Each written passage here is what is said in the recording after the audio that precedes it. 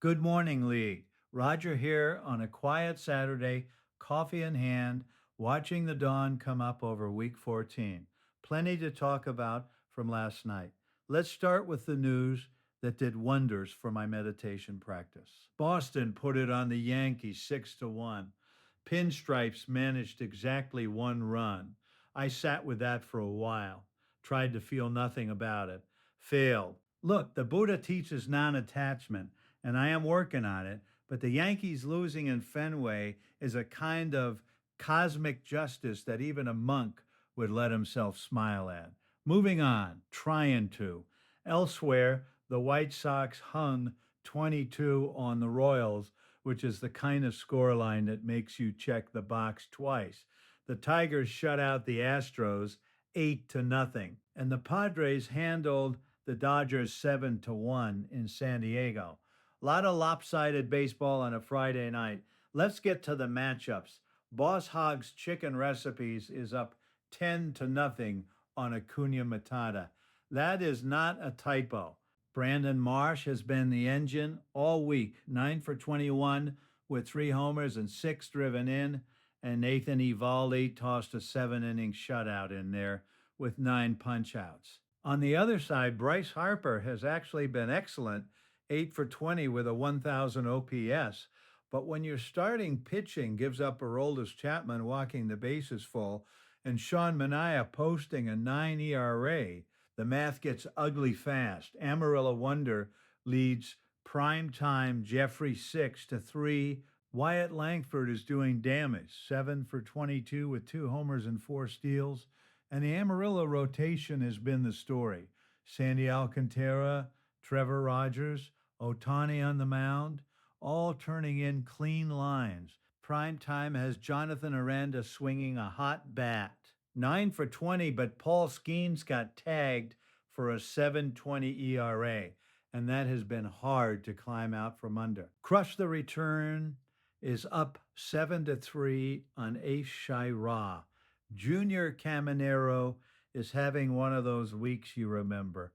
7 for 19, 5 home runs, 12 runs batted in.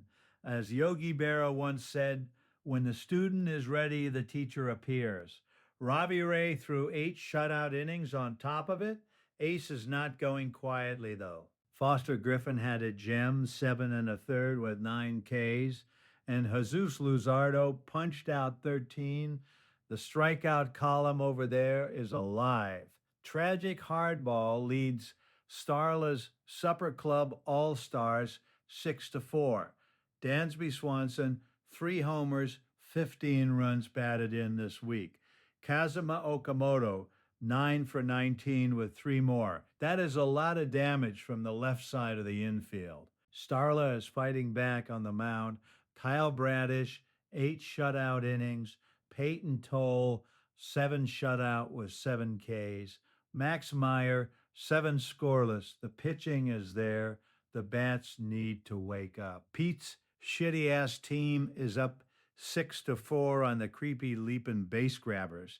William Contreras went 6 for 13 with 2 homers and 4 RBI. Brandon Woodruff threw 6 no-run innings with 10 strikeouts and a .17 whip, which is just absurd. The base grabbers have Miguel Vargas and Otto Lopez carrying the offense, and Ian Seymour quietly tossed 6 2/3 of shutout ball, but the gap is real, and the closest one only Fams tied with Soccer's football at 4. Freddie Freeman is locked in, 8 for 15 with a 1.544 OPS.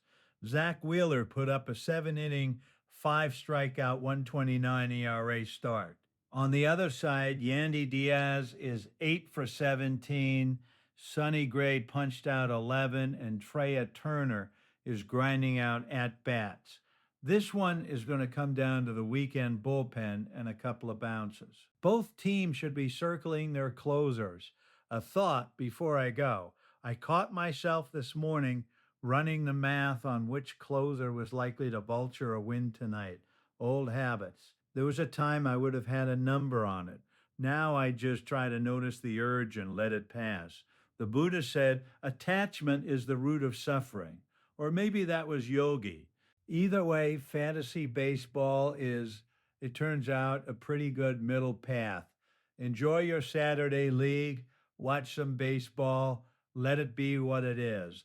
This is Roger. May your streamers stream and your closers close.